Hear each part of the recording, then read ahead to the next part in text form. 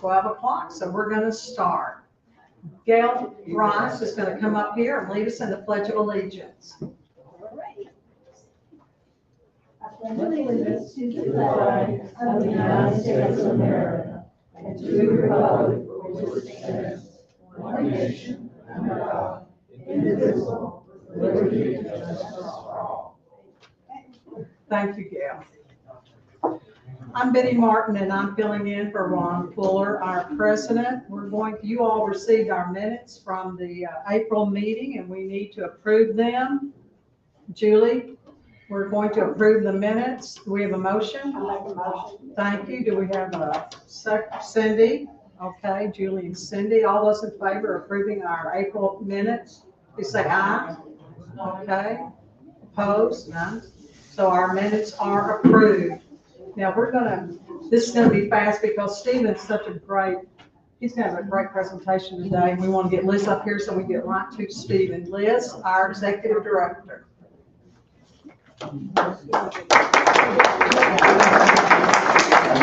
Thank you for being here today. Can you hear me? Yes. We want to welcome a guest today before we start. You know, Stephen is here to talk about his wonderful new book, and it is published by Aaron Wood. Aaron, stand up. This is the founder. Aaron is the founder of her wonderful book company, and its website will show you many, many beautiful books that I'm sure you're going to want to buy at Alia. And she's also the daughter of our wonderful Isabel Anthony Burton, who's done so much for the Historical Society as the editor of the record and the editor of our, what we call the big book, the History of Garland County book, and so many other things. So welcome, Erin. Thank you. There are a couple of events that I'm sure you're going to want to take part in. Please join the celebration marking the Arkansas Walk of Fame induction of Hot Springs native Mamie Phipps Clark this Saturday at 11 o'clock at the Vapors. Mamie Phipps Clark was a Langston High School graduate who went on to national fame as a psychologist, an educator, and a civil rights activist. Remember in the programs we gave about her and the articles we wrote about her, remember she created that doll test, the famous one that influenced the Supreme Court decision that desegregated public schools. And we want to thank the Garland County Retired Teachers Association for making possible this recognition of an outstanding national figure who never, ever forgot her Hot Springs roots. Another special upcoming event is the Memorial Day observance at noon Monday at the airport. The speakers will be Hot Springs natives that many of you know, retired Colonel Hugh Mills Jr. and retired Major General Walter Pepper Paulson. And while there you can view America's Freedom Traveling Tribute, which features an 80% replica of the Vietnam Memorial Wall, and also other panels that honor other casualties of other conflicts. That exhibit is going to be open 24 hours a day from 1 o'clock Wednesday to 10:30 p.m. Monday night. Now today, we're happy to welcome Stephen Koch, a man who wears many hats very well. Many of you know Stephen as the award-winning host of the program Arkansongs, which is syndicated on public radio stations throughout the Mid-South. He's a musician, he's an author, he's an illustrator, he's an award-winning journalist in print media and also in broadcast media. He's performed and spoken at folk and blues festivals around the US and the UK. He teaches at UALR. You might remember the wonderful program he gave us a few years ago about Louis Jordan, the great father of R&B that he wrote a book about. And he was also instrumental in the centennial celebrations that honored Hot Springs native Henry Glover. Now, you know, I've been wearing a few hats of my own, including editor of the record, and it is time to pass that on. So we're very, very happy to announce that Stephen is putting on that hat as the new editor of the record. And Stephen,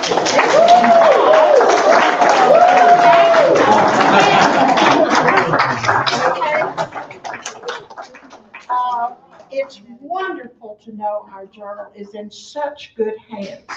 Stephen, his experience, his talent, his love of history, his commitment to excellence just make him an ideal editor, and we're thrilled. So please welcome Stephen today here as our speaker and also as part of the GCA. Thank you. Oh, sorry, I didn't mean to shove your face like that.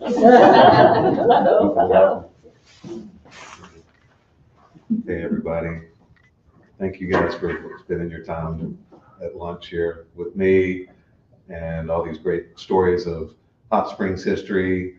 I'm not sure where to begin after all that with Liz. I'm honored to be a part of the GCH hat wearing team, and the record is an amazing chronicle, and I'm sure all you guys know, but like Hot Springs in Garland County has a real gem in having such a vibrant historical society, but it's all commensurate with the incredible history that Hot Springs has. And I say this every time we tear down a building over here. It's like Hot Springs has torn down more history than most places ever get to have. So let's try to remember that as we cry over historic things we've lost, and maybe we can try to preserve them or do what we're doing here at this Historical Society and like at least, have a record of what the things were where the parking lots are now. But yeah, I'm here today to talk a little bit about the musical history of particularly Hot Springs, but also Arkansas is my beat that I've created for myself the past 20, 30 years about trying to chronicle and write about the incredible heritage that the state has as, a state that's mostly been under 3 million people in population, and the folks from every genre that have come from here and usually have had to leave here, but to make a name for themselves, whether it be in country or rockabilly or gospel or opera or punk rock or Christian metal, any of these genres. There's been so much heritage from Arkansas people. And so I'm here specifically kind of to talk about this book that I'm so honored that Aaron Wood is here today, who is the publisher of this book that we just came out with last fall. And so it's chronicling 30 different Arkansas women. We have portraits in here by Catherine Strauss, who did all these women. Some of them were not even musicians. Some of them were just folks that ended up having a lot of influence just culturally. And, locally, some of the folks that I've run into they're in this book is Bonnie Dodd, who worked at a grocery store here in town, and her father was a barber, ended up moving to Saline County, and she became the steel guitar player for Tex Ritter, and who nicknamed her Little Blossom. And she's buried out near Owensville in the cemetery out there. But like the illustrator Catherine Strauss and I had a devil of a time just trying to find a photograph of Bonnie Dodd. There was nothing on the internet. I found one little instance in the state archives that told us that a photograph existed. It did not have the photograph, so we had to go to the state archives to get this photograph. I'm so proud that we were actually we found 2 photographs of Miss Bonnie Dodd, and one was a stage photo, like a promo photo, and then one was her in her later golden years, standing by a bush after getting her hair done, with her sister writing a loving comment on the back about the context. And I've always thought it'd be cool just to have 2 photographs of myself. I'm like, that's what Stephen looked like. And so I appreciate Bonnie Dodd for only having 2 known photographs that we were able to find. But, and then was it the old State House Museum that we're buying? But anyway, one of the museums in town has bought the Bonnie Dodd portrait that Catherine did because of its rarity just because this is a representation of Bonnie Dodd. I'm sure most of you guys haven't heard of her, but she was a key person in early Texas swing and that whole cowboy vibe that was going around the mid-century. Marjorie Lawrence, I think a lot of you guys probably do know her. Do y'all remember Marjorie Lawrence? And she was an opera singer from Australia that had moved to Hot Springs for the healing waters. She had polio and made a full recovery. She was known for her physical performances, in fact, jumping through a flaming circle in a horse on stage. And so she had these physical performances and then sort of lost this due to polio, but due to rehab. And of course, Hot Springs is healing waters. She was able to be a fixture here in Hot Springs for decades and had an Oscar-winning biopic after her called Interrupted Melody that screened downtown at the Malco for the British premiere. Roger Moore is in this movie. There's just some great stories about Marjorie Lawrence. A lot of people took voice lessons from Marjorie Lawrence back I think through the 70s and 80s. So some of us may remember some of those days. And since she had a place out on Highway 7 called Harmony Hills, and they had acres and acres and a beautiful house that's still there. Again, this comes back up again. It's in disrepair and no one knows what's going to happen with that house. But if you drive out there that way, you can still see it. On the left, one of my favorites from Hot Springs, Big John Greer, who had We Want to See Santa Claus Do the Mambo. And we actually, not this past Christmas parade, but the one before that, we had a Mambo line in the Christmas parade to honor John Greer. It was his centenary. That year, of course, Patsy Montana's in this. Do you guys remember Patsy Montana? Yeah. Okay, well, she was the first country artist to sell a million records, a female country artist to sell 1 million records. And that was her song, I Want to Be a Cowboy Sweetheart. And she lived all over Garland County, really, but also came back in the 50s, late 50s to raise her kids and lived in Hot Springs proper. But I think, was born maybe in Jessieville, but a well-known country artist. We just did an exhibit of women musicians tied in with this book at UA Little Rock downtown exhibit, and we had Patsy Montana's boots on display thanks to the old State House Museum. Let's see, Junie Cobb is another Hot Springs great early jazz guy from the late 1800s.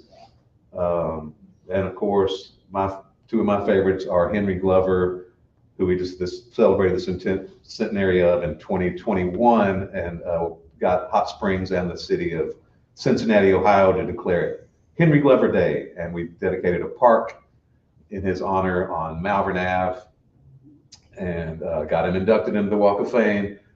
And every year are doing a songwriting awards ceremony to honor Henry, but that's a songwriting contest, and we just finished that at Arch Springs, part of Arch in the Park, just earlier this month, early April. And so anyway, it's a cool thing if you guys get into that, know any songwriters, know any musicians, have them apply next year for Henry Glover Songwriting Awards. And then my favorite is Louis Jordan, who lived here in Hot Springs in the 20s, met his first wife here at a cakewalk, who's from Arkadelphia. And I love hearing stories about him. I was born in Brinkley and then, went to Smackover, El Dorado during the oil boom, and then came here to Hot Springs. And this is where he really launched his career. Hot Springs is such a special place. We're so lucky that all this, it's like so many famous folks have come here, not just music, as we've heard just this morning. But to me, Louis Jordan is very special. He's the guy that really kind of got me into Arkansas music preservation, because I was a kid and his music is great for kids, even though it's from the 40s. This music struck me as a child with titles like What's the Use of Getting Sober When You're Going to Get Drunk Again? Let the Good Times Roll. Caledonia, What Makes Your Big Head So Hard? he never found out what made her big head so hard. That's the tragedy here. But Louis Jordan, his influence probably couldn't be understated because he is the guy that influenced all the people that we consider influences today, like Ray Charles, Chuck Berry, B.B. King, Bo Diddley, Sonny Rollins in jazz, and then like all these guitar players like Freddie King and all that. Freddie King, who influenced Eric Clapton and all these guys. He's like, I was just trying to play guitar like Louis Jordan played the saxophone. And so this guy is pivotal in American popular culture. So I'm so thrilled to have written a book on him and to talk about how important he is to Arkansas. But there's so much, even with this new book that Aaron and I put together. I mean, I'm supposed to know all this stuff because I've been doing this Arkansongs program for so long, but it was still like very surprising, like how many genres these folks are working in this book. We have people like Marjorie Lawrence is again in opera and in country music and in blues, and it's just staggering how many Arkansasians have been involved in innovative popular music. So I'm gonna play a couple of songs here in a bit, but I wanted to talk about, sometimes people ask how we came about to do this book and why Arkansas women and why is this important. And it really was, as this project went on, like the Bonnie Dodd situation where we couldn't even find a photograph of her. We had trouble finding a photograph of the lady that wrote the official state song. And that to me, it was a challenge, but it indicated, okay, we're on to something. This book is important. These stories are very close to being lost or forgotten. And in fact, I can't even remember what her name is, the lady that wrote it. That's how bad it is. Eva Ware Barnett, she's from Cotton Plant. And this is what she looks like. But like we had to go to the state archives to find a photograph of the lady that wrote the official state song, which somehow that seems really wrong. But just since we're here, I want to show you the photograph. This is what Bonnie Dodd looks like. This was the photo we used of Bonnie Dodd. Oops, that's not her. There we go. But we chose to use the promo photo of her, but that's Bonnie Dodd. If you're ever going out to Owensville, going down Old Highway 5, you'll drive right by where her grave is, and maybe stop by and say hello.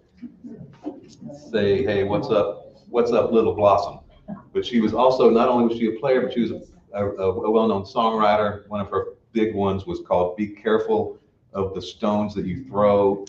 And Hank Williams Sr. did a version of this. Bob Dylan did a version of this. Hank Williams Sr. had a sort of a sermonizing persona called Luke the Drifter, where he would do more gospel-y kind of I don't know if uplifting is the right word, because it was very accusatory sometimes in his songs, but it was not songs about going honky-tonkin', it was other songs, and that's where his Luke the Drifter stuff was from that. And so that was where he did this, be careful of the stones that you throw. And it's a moralizing tale, that song that she did, but it caught on with the people. The Staples Singers did a version of that song as well. Let's see, what else? I probably need to talk about the title of this book. I thought it was going to be pretty obvious. It's called From Almeda to Zilphia, and so I thought it was pretty obvious, like it's from A to Z.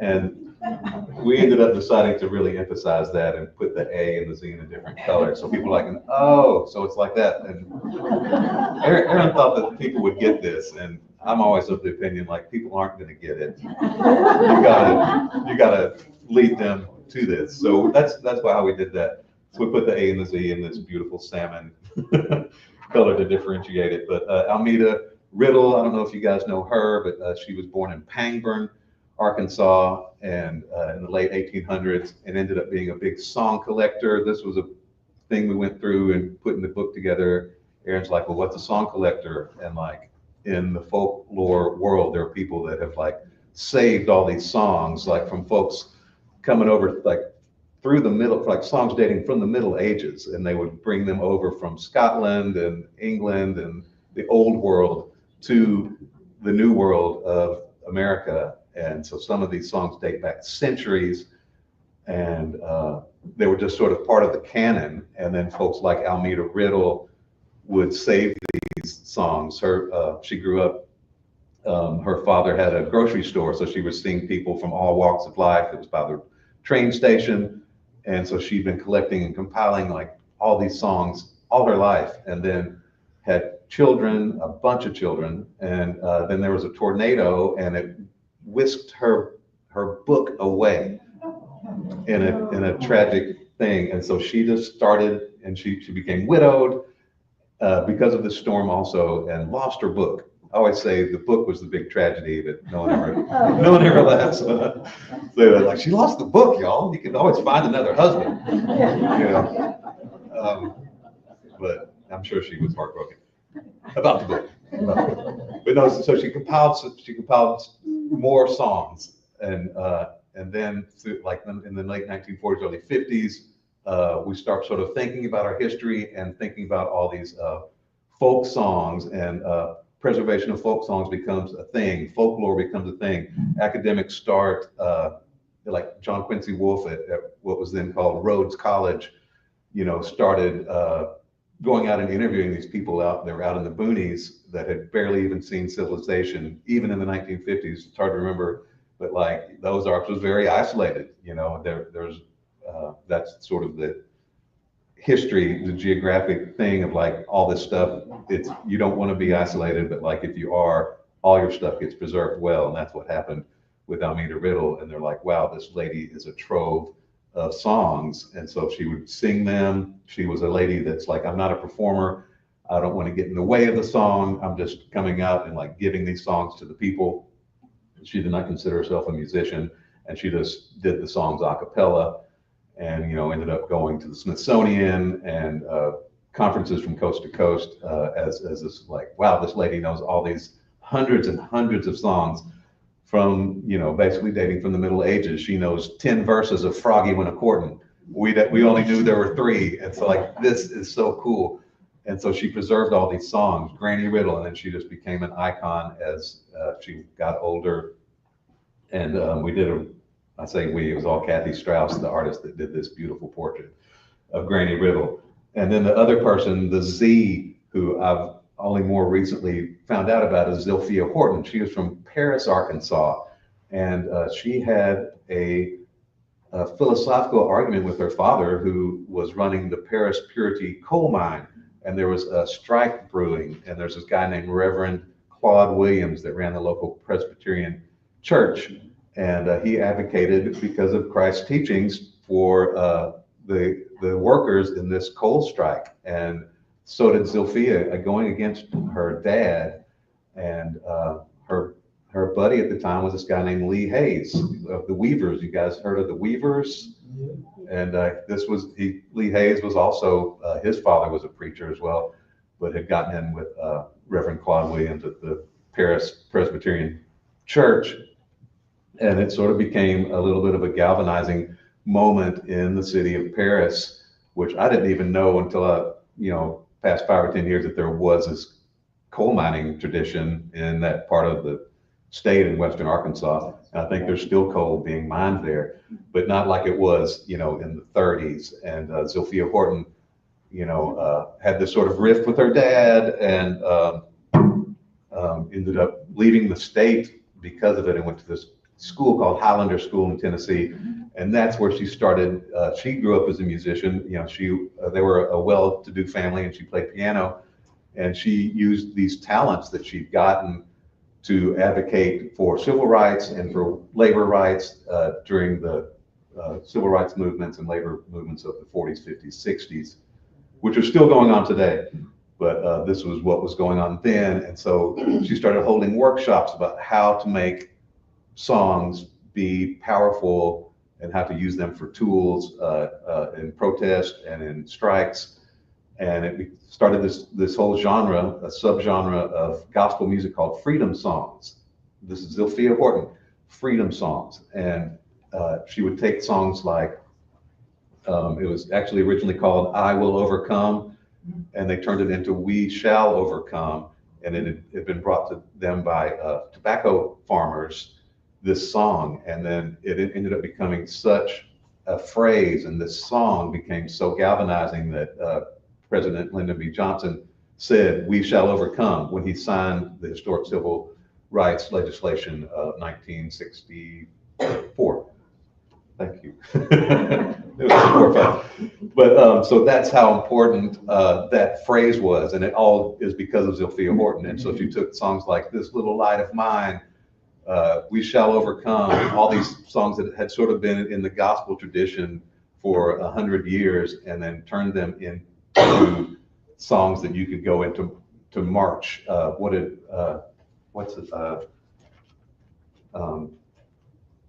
The Congressman John Lewis said, with a song like We Shall Not Be Moved, you were prepared to march into hell's fire.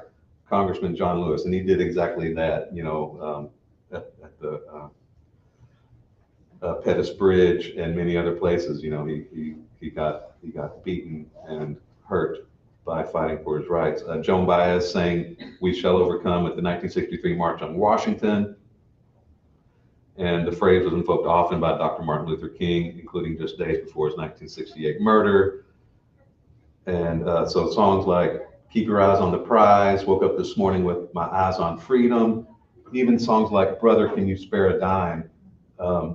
Zilphia Horton would take these songs, and she had these workshops, and folks like Fannie Lou Hamer, Stokely Carmichael, Dr. Martin Luther King, all these people came to her workshops and learned this, and then took them out into the streets, into the country, and made positive change where we can all, share the same freedoms that we have said that we all are sharing, and made all our rhetoric be closer to truth.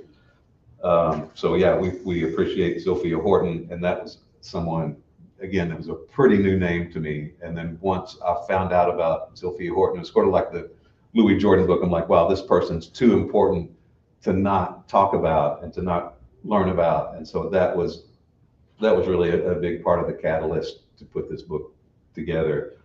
And I would like to, again, as I do every one of these, publicly thank Aaron for having the wherewithal to publish this book. And I think it's beautiful, and I really appreciate you having the vision, along with Catherine and I, to do this. And there's so many others in this book, and I think we were all sort of blown away by just the wide variety. One of my favorite ones is Maya Angelou.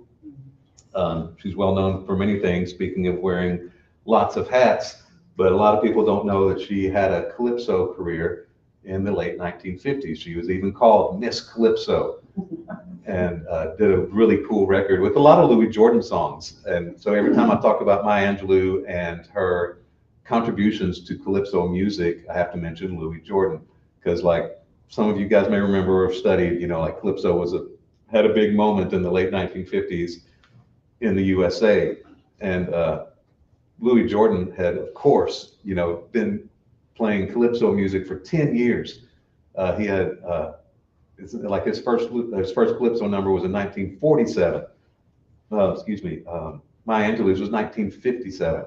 So he'd been doing this. He had a member of his band that was from Trinidad, and his dentist was also from Trinidad, Dr. Walter Merrick. And Dr. Merrick co-wrote a calypso number with Louis Jordan for that. His dentist. I just think that's cool. Sorry, I have no point there. It's just it's kind of neat. I wish my dentist could do that.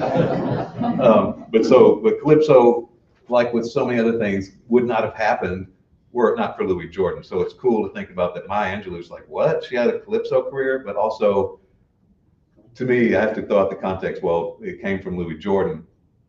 And there's another great area connection with Maya Angelou, is that Bob Dorough, who's from near Mena, Cherry Hill, Cherry Hill, Arkansas. Do you guys know Cherry Hill? It's, it's actually not that close to Mena, but it's in that region. And he's the guy, if I'd have known that this guy was from Arkansas when I was in third grade, I would have started doing Arkansongs right then. Because it was cool enough that Louis Jordan and Levon Helm, my childhood heroes, were from Arkansas. But this guy, he did Schoolhouse Rock. So he's the guy that got me through math in grade school. And they had songs like 3 is a Magic Number that taught you the multiples of 3. All these songs, you guys may not remember, but like this was a big thing in the 70s and 80s of Schoolhouse Rock. And it was 3-minute songs. It was on network television. It wasn't even on PBS, but it was, how about this? They tried to teach you something. They tried to make you learn something, because like the executives at ABC were like, we're putting a lot of junk for children on the air. Can't we do something good? And like my kid knows all the lyrics to the latest rock and roll songs, but he can't do math. And so they made this into a way of like putting catchy tunes and then teaching you math and science. Like, it's brilliant. I wish we could bring something good like that back, especially to network television, or to have people that care about that. Would just be great. But Bob Dorough became Maya Angelou's musical director. They met in Europe when she was on tour she was in the chorus of Porgy and Bess on a State Department tour, and that's where she met Bob Dorough, and that's where she developed her calypso stylings, and she was really much more confident as a dancer. And that was what she considered herself, as to be a dancer. And even later years, people would ask her, as she became the queen that she was, they're like, what's up with this calypso thing? She's like, I was singing clever songs, moderately well, and was typically sort of, dismissive of that aspect of her life.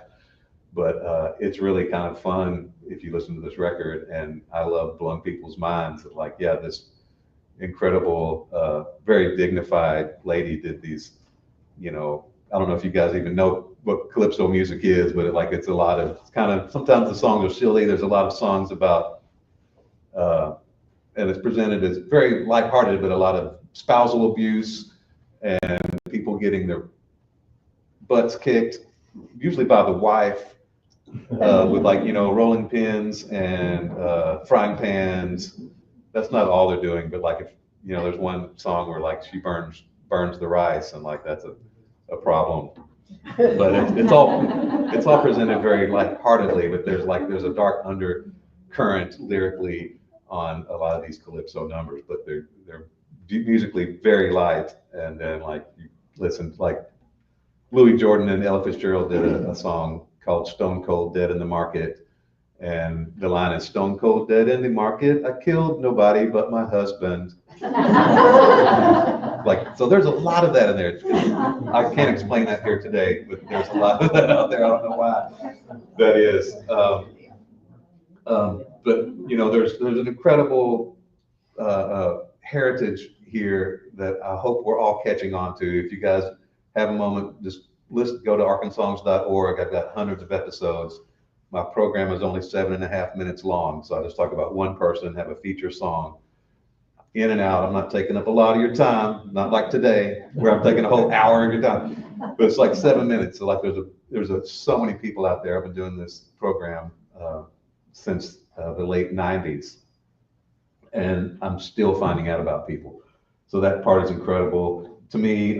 So I want to mention a couple of other projects that we've done. The UALR class just finished. It was the first time a class has ever been taught about Arkansas music, and I was so proud to be able to co-instruct it with Dr. Rolf Grosbeck at UA Little Rock, and we had mostly music students, but had a couple of creative writing students in the course, and we're hoping to come back next year and teach it again. It's just offered every other semester. And so that has been very mind-blowing to me, to be able to teach this to the young students. There's a Hot Springs music trail that we're sort of expanded to be statewide. I don't know if you guys are hip to that, but we got a plaque put in at the Arlington last year to honor KTHS radio. Do you guys remember KTHS? It stood for Come to Hot Springs. They just used a K. And so it used to broadcast out of the Arlington. If you go to the Arlington and see some of these old photographs they have displayed up there, there are radio towers at each side of the hotel. And so it broadcast out of the actual hotel, and they would like broadcast live when the orchestras would play and people were dancing down there. I got to go up and see where the booth used to be. It was really cool, but we got a plaque put in there thanks to Department of Arkansas Heritage and Visit Hot Springs and the Hot Springs Area Cultural Alliance is why this was even able to happen. We have a couple more that we're hoping to install. One of Louis Jordan at Pleasant and Garden Streets where he used to reside, and then one on the Vapors. And so any municipality is open for these, and I would love to help anyone. If you guys know the city council members in Helena or whatever, just give me a call. But we'd love to put all these out statewide, but there's heritage grant money available to, put these plaques up. And to me, it's really important. I did not really know about how important KTHS was, but they were the first guys to broadcast Lum and Abner. They were the first guys to broadcast Patsy Montana. They also broadcast Bonnie Dodd, who we all know as Little Blossom, at the Arlington. And that station became KAAY. I know some of you guys must remember KAAY radio. And they were the first guys to broadcast the first underground rock program called Beaker Street, which helped introduce, okay, yeah. So I'm bringing all this back home. But like KTHS, like it was one of the first radio stations in the state. And then KAAY, the licensure changed to KAAY radio, which became one of the most influential radio stations in the country. At this time, this before FM radio, there were these AM stations that had these huge signals. And that's why KAAY was important. When it first moved to Little Rock, they moved the station. It was at the Arlington, then it was where the Chamber of Commerce was, and then it moved to Little Rock. And then about this time, we're having the Cuban Missile Crisis, and KAAY broadcast propaganda into Cuba because that's how strong their signal is. It's sort of hourglass shaped. Here's Little Rock, and then the signal goes all the way up through the Midwest into Canada. It's in 17 countries, y'all. And then it comes back to Little Rock, and then it goes down to the Caribbean and to North, South America, and through all that into the Gulf of Mexico. And that was why, because of their strategic location, as well as their strong signal, is why we asked KAAY to broadcast this propaganda. So like this is a super historic radio station in many regards, but we got all this. This is my challenge to try to write all this in like 200 words into the plaque, but we got that done. So KTHS, next time you drive by the Arlington, you can be proud of what KTHS radio did. And KAAY is just a religious station now, and it's not remembered fondly except by a big subset of baby boomers who loved hearing the mighty 1090, the gentle giant KAAY 1090 AM radio. And like, it's hard for me to imagine how pivotal these stations were, but like from doing this book, it's just, and like from teaching this class, it's been like, wow, it's easy to forget how isolated we were. Like, can you imagine the days before radio? That was like 100 years ago, and how isolated it was, and what a magical experience it must have been to turn on that radio and to hear music being performed, when heretofore we had sheet music. We had pianos. That was how we did this in America, prior to the life-changing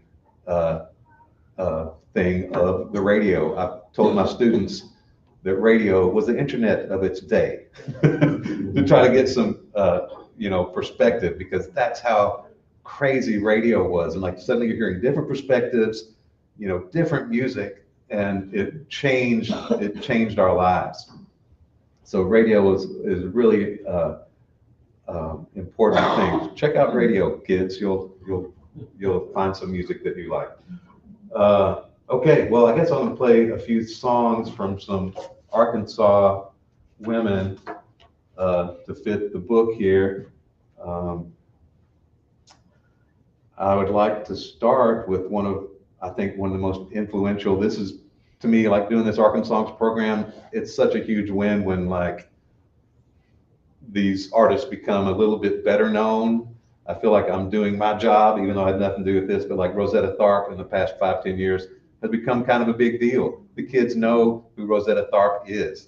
And if y'all don't know, she was born in 1915 in Cotton Plant and was from the Kojic religion, Church of God in Christ. And so unlike, say, some of these religions that like, what is it, that doesn't allow instruments being played? Church of Christ. They interpreted the scripture as like, we're not supposed to play instruments. And Kojic and many other in the Pentecostal faith have taken like this make a joyful noise unto the Lord scripture and ran with it, so like all the instruments are being played. That's how Sister Rosetta Tharpe started playing guitar before, it was like twice as big as her. They prop her up on a table and she was playing this holiness music. Her mother was called Mother Belle Newman. She was from Princeton, Arkansas, Dallas County. And then her daughter, because she's Mother Belle, that's how she got the name Sister Rosetta Tharpe. And she never quit playing. And her skills became such that, we're still in awe of her technique. And all the folks, Johnny Cash, everybody down the line, Rosetta Tharpe was like, for example, Johnny Cash's favorite artist. Of course, he loved gospel music. And Rosetta Tharpe really forged her own path. She did not stick with religious music. And in fact, infuriated the church with doing songs like I Want a Tall Skinny Papa. They didn't like that. They actually did a video. They didn't even like her doing, music commercially. But she got a record deal in 1938 on Decca Records. And so she would have been in her 20s at this time. And until Mahalia Jackson came along, she was the biggest thing in gospel music. And now that I've probably hyped her up too much, and now I'm going to be like playing a very poor rendition of that. But just imagine someone good playing this, and then you'll have sort of an idea. But I was lucky to play a benefit for the Democratic Party at 420 Eats last Thursday, and did a Rosetta Tharpe song. And I said, that concludes the gospel portion of my thing. But then I did another gospel song. I got the spirit in me. So I'll get away from the mic since this is not amplified. And just I'm gonna play this song called Sit Down. No, Can't Sit Down. It's hard to remember. So it's like, sit down. No, can't sit down. I just got to heaven and I can't sit down. Sit down. I can't sit down. I feel so happy and I can't sit down. Who's that yonder dressed in red?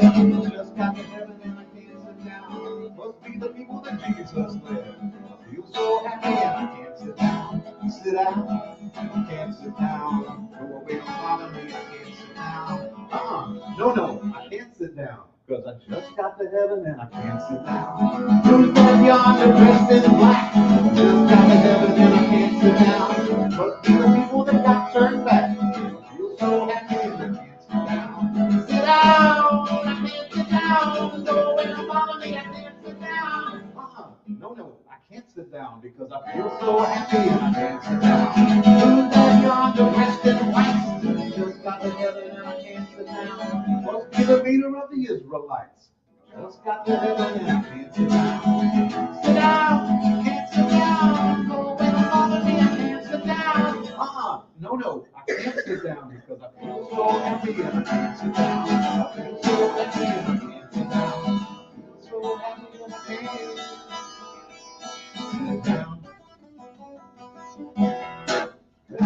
down.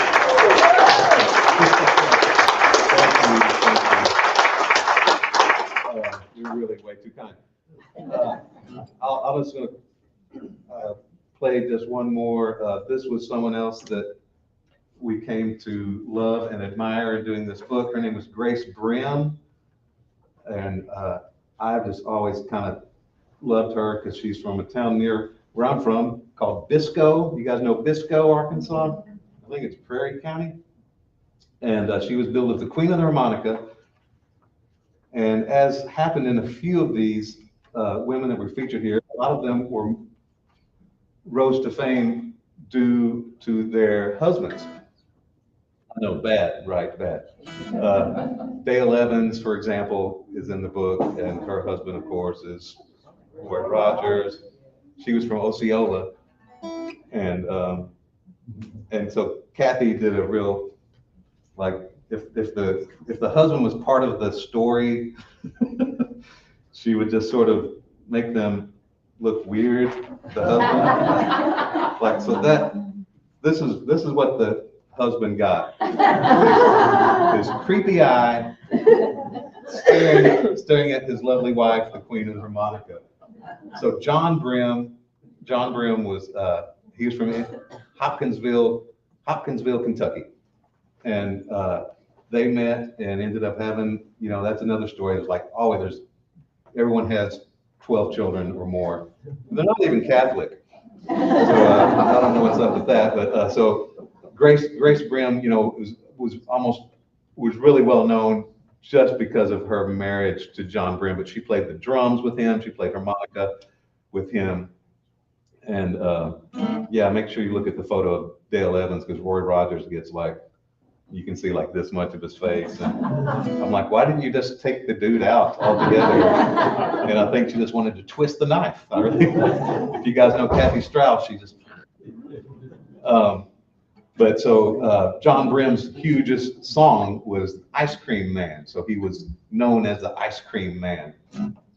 And Grace Brim played on the original version of Ice Cream Man, which ended up getting banned at the time because of its suggestive lyrics. And I don't know if you guys remember the band Van Halen? They did a version of this song on their debut album, which has sold millions of records. So I'm hoping that the Brims got, a little piece of that money. And she lived on after her husband, and I think just died in 1999. But she was another person, again, very difficult to find photographs of, even though she was on major labels and was billed as Queen of Harmonica. We couldn't find our queen.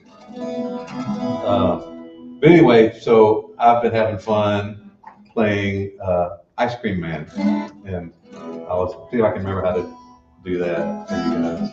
And see if you guys think this song is suggestive enough to have gotten banned.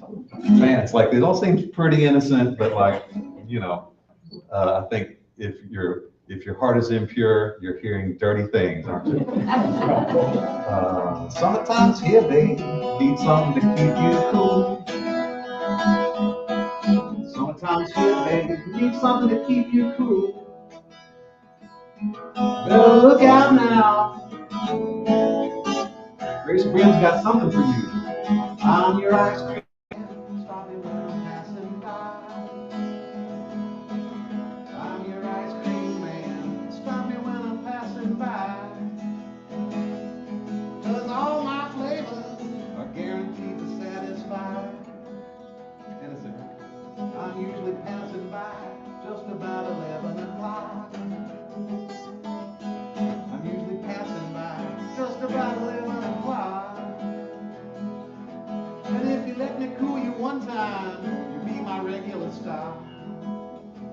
I got pudding and banana, Dixie cups, all flavors and push-ups too. I'm your ice cream man. Stop me when I'm passing by. See, now all my flavors are guaranteed to satisfy. I'm usually passing by just about 11 o'clock. Just about 11 o'clock.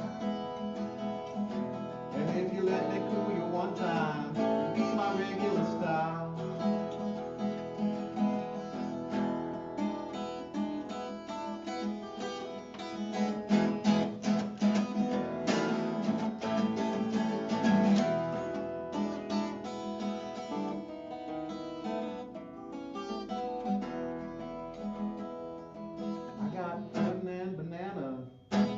cups, all flavors, and push-ups too. Maybe it was the push-ups part they didn't like.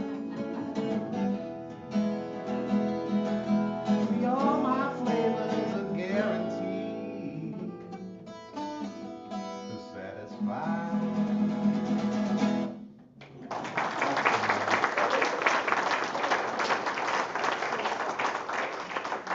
Anyway, I won't bore you guys anymore, but if you have any questions about Arkansas music or anything, to answer them if I can. We have some books and Arkansongs merch, t-shirts and all that, but like I really appreciate you guys' time, and I am in awe of the hard work that the GCHS does in this community, and I hope everyone fully appreciates this, because like I go to a lot of other towns and they're even worse about remembering their history than we are. And there's not a vibrant group like this that is trying to actively preserve this. And so kudos to you guys. Yes, ma'am. I just wanted to let you know that Shauna Prince is going into the schools here in Hot Springs and teaching songwriting and about Arkansas Excellent. musicians. I'd So like that to is meet happening them. here too. Excellent. Yeah, well, my point here is that Hot Springs is always the great exception to these rules, that like it seems like sometimes things aren't happening, and then sometimes you look and they're like, there's volunteers and they're out there doing this hard work, and so kudos to them. And like that's the most rewarding thing, is to like take this stuff to kids and all that, and like have them connect on to this and get excited about this. Like that's so rewarding to me. So, but again, thank you guys for Jerry. Yes. My first question about Louis Jordan, you said that he used to live on Pleasant Street, and is there anything being done to recognize him in his home there? And where did he play in Hot Springs? Where did he perform? I would love to tell you that, Paul. He played, I mean, Jerry, sorry. He played at a place called Wilson's Tell 'em About Me Cafe. He played at a place called the Green Gables, which was here on Malvern. And he played at Club Belvedere. And I can't remember exactly off the top of my head how many years he was here. We have been unable to determine, Betty and I worked on this for months to get a house number. We do know he lived at Pleasant and Garden Streets. We don't think that there's a structure associated with him that's still existing. And so the Arkansas Music Trail plaque will probably be on Pleasant, somewhere in that area. And so we're just going to get as close as we can, the best we know how or where he lived here during that time. Do you know if he played with mixed bands or if he performed to mixed audiences? I think no on mixed bands and yes on mixed audiences. I mean, you guys correct me, y'all are the historians here, but like I think Club Belvedere was a club where like probably would have been mostly white, I'm guessing. And and I've gotten a lot of blank looks when I mentioned the Green Gables Club. Does anybody know have anything on the Green Gables? But we know it's somewhere on this side of Malvern Ave. And I don't know if it actually had Green Gables or not, but like I would love to find out. So like a lot of his the wisps of his time here, have been pretty close to being lost. This reminds me of like when I first started researching Louis Jordan, his house, his boyhood home did exist in Brinkley, and we tried to preserve it, and finally the city tore it down maybe 10, 15 years ago, but like it had been converted into a liquor store, so we couldn't get any sort of historic designation for it. And then it's on Main Street, so like they were going to put a Walgreens there at one point. We got that stopped, but ultimately we were not able to save the house. And I am trying to work with historic preservation, that group in Little Rock, to try to identify structures that are relevant to a lot of musicians and hopefully try to get some of those preserved. I'm sure there's some here in Hot Springs that I don't even know about that we would love to preserve and maybe I'll be asking y'all for help on all that. Big John Greer's house, I'd love to find out where that is. I know he's buried at the Hollywood Cemetery, but I don't know where he lived. On Whittington. What, pardon? Oh, no, not Greer. There was a musician that you already mentioned. Oh. Bucket? On Whittington. Oh, are we talking about Henry Glover maybe lived on Grand? Right. And is that who we're talking about? Okay. Well, John I'm- Bucket, was it John Bucket? maybe John Puckett lived in Whittington. No. I'm sure somebody lived on Whittington for sure, but the point is there's so much great stuff here and let's not lose this, guys. I know I'm preaching to the choir here, but I appreciate all you guys are doing for historic preservation, but it's so important. And it seems like a lot of us have forgotten our past, and this is the way to know what we're doing is if you know your past, then you're not going to make those same mistakes. Hopefully. Yes, ma'am. Well, and I have two things I want to do, no questions, just comments. Okay. First of all, I'd like to thank Aaron for helping us find you right under our noses Oh. to be the next editor of the record. And the Thank other you. thing is just, I hope you get inspired that a photo or one little kernel or something that you go digging down can be an article for the record, because all of our, so to speak, writers, authors, they're not professionals. They're people like you. So if you have an interest in something you'd like to plumb down and research, I'm sure we'd be more than happy to put that on. Yeah, because I think if you guys are here, that kind of stuff excites you. I know it excites me just to find this photo. I was on the edge of my seat, y'all. I hadn't been this excited since grade school. I'm finally going to get to see what Bonnie Dodd looks like, and it was exhilarating. And then to have a talented artist like Kathy Strauss do a portrait of it and to have it be in this book is amazing. So I love that kind of thing. Adam, please welcome Adam Webb of the Garland County. I'm rising for a shameless plug about searching our local history, maybe writing articles. If you didn't see in the Historical Society newsletter, we recently acquired the Sentinel Record Historical Archives, which is searchable back to 1910, keyword searchable. I did find Ernest Evans' Green Gables nightclub on the Country Club Road. Huh, So okay. I wonder if that's on Malvern and Country Club Drive, maybe somewhere around there. Malvern was called Country Club before. There you go. Okay. So a little more info about the Green Gables. All right. See, the bots are working even as we speak this to life. History is right here at our fingertips, right? And I know, again, I'm preaching to the choir, but Adam does so much here with the Garland County Library. This is another gem. This is what I always tell people, Hot Springs is amazing, but it's the people that make any community, of course, but I'm y'all have an incredible historical society there. They have an incredible library there. This is the first place I ever heard about being able to check out a rod and reel, and I think that's pretty common now. They're doing that in Little Rock. Well, they weren't doing it in Little Rock 10 years ago, but they were doing it here at Garland County. So anybody else have anything? Oh, sorry, Jerry. You spoke about Henry Glover before, and when you spoke at the dedication of the park, I think you mentioned that he was a mentor to Levon Helm, and that there was some movement towards getting Henry Glover in the Rock and Roll Hall of Fame.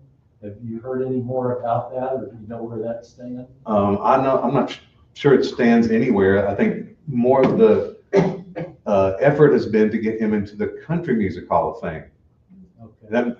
I probably misspoke. I do it all the time. But, my memory's not correct. and also that was almost 5 years ago, I should mention. But I don't know where it stands, but the Rock and Roll Hall of Fame. But because of his stature as a pioneering African American producer of guys like Grandpa Jones and the Delmore Brothers and the Stanley Brothers, this guy was breaking down barriers. Henry Glover of Hot Springs, and so there has been some more movement to get him into the Country Music Hall of Fame. Well, there are very few black artists or especially producers. There'd be more artists, but for Henry Glover, he was a producer. He was a songwriter. He was an arranger. So he was a kind of behind the glass guy. That's why no one knows his name.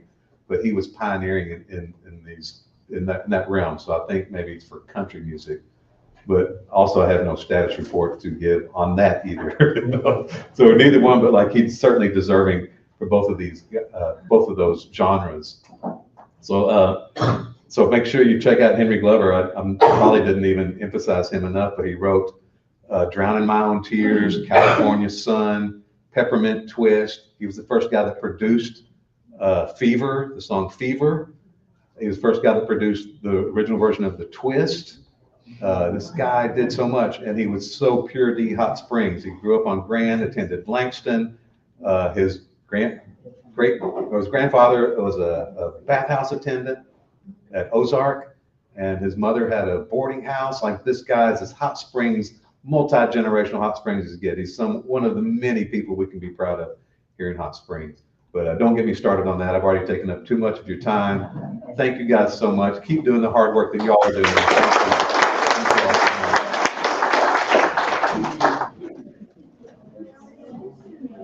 Thank you, Stephen. Didn't y'all enjoy that?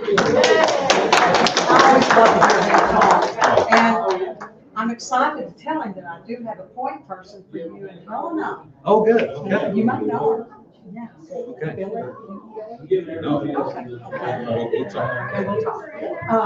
But I want to tell you all, Stephen will be up here for y'all if you'd like to come up and get a book, get signed. Now, we're going to be out for the summer. This is our last meeting until September, the third Tuesday in September. So y'all have a great summer, and we'll see you in September. Thank y'all so much. Oh, and